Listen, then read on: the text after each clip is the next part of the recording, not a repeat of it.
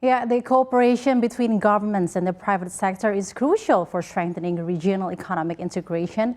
This topic has been a focal point of discussion between ASEAN leaders and the ASEAN Business Advisory Council, or ASEAN BAC, during the 42nd ASEAN Summit that was held in Labuan Bajo from May 9 until 11.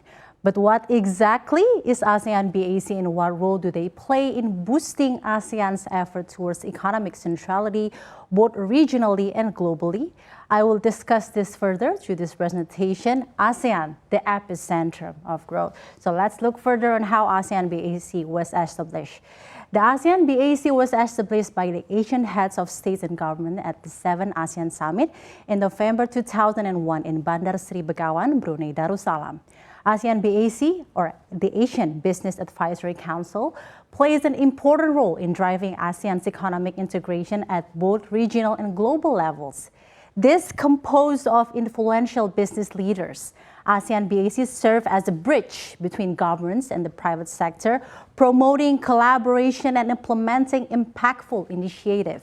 ASEAN BAC carries out their mission based on three main objectives, which are as follows: providing strategic advice and private sector feedback to ASEAN leaders to encourage stronger regional economic integration, and lastly, to promote legacy projects for long-lasting and direct impacts during this year Indonesia ASEAN BAC chairmanship led by Mr. Arsyad Rashid, the chairman of ASEAN BAC and also the chairman of Indonesia Chamber of Commerce and Industry, or Kadin Indonesia. And it's affirmed that ASEAN BAC will also provide feedback and recommendation to leaders in order to strengthen economic integration and improve the business climate in the ASEAN region. So along with the ASEAN chairmanship team of ASEAN Matters, the Epicentrum of Growth, the ASEAN BAC chairmanship led by Arsyad Rashid, has set a vision of ASEAN centrality, innovating towards greater inclusivity. This vision and priorities reflects the aspiration and efforts of member countries, including businesses, to establish the bloc as the growth epicenter, leading towards a greater cooperation and connectivity in the region. Moreover, the productive meeting on the 42nd ASEAN Summit further emphasized the common goal of peace, stability, and prosperity among member countries and also businesses in the ASEAN region. So, what are actually the enablers and the strength of ASEAN as the epicentrum of global growth? First, ASEAN economic resilience. The combined ASEAN economies are projected to grow at a compound annual growth rate of 5%, and this growth rate even happened in this very recent global macroeconomic uncertainties. Second, its demographic dividend, which is the third largest labor market globally. Third, ASEAN is digitally promising. Its digital economies is projected to reach approximately $330 billion by 2025. And fourth, its green economy prospect, its abundance in natural resources advantage for emerging green economy. And lastly, to conclude it all, its vast consumer base. Its middle class offer long-term potential, creating an ever-growing and fast consumer base for the economy as a whole. Now, we're moving on how ASEAN BAC plays a pivotal role on achieving ASEAN centrality. The ASEAN chair by Arsyad Rashid has identified 5 priority issues that need to be addressed this year, namely digital transformation, sustainable development, health resilience, food security, trade and investment facilitation, and all these to provide concrete outcomes. The ASEAN BAC has developed 8 legacy projects towards an integrated, connected, and sustainable economic region.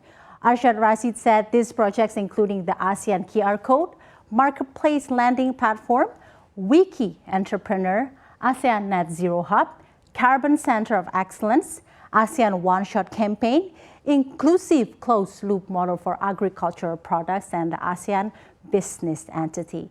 What's more, all these 5 focus areas and also 8 legacy projects ultimately hold significant relevance and carry far-reaching impact for the ASEAN community.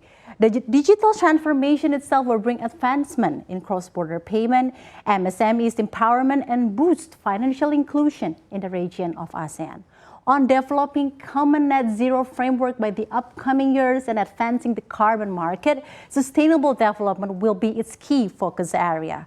And as the urgency of health, resilience is more needed than ever after the world went through the catastrophe of COVID-19 pandemics, research and development and clinical trial collaboration, as well as critical VTD and innovative healthcare investment will be pushed through in the ASEAN.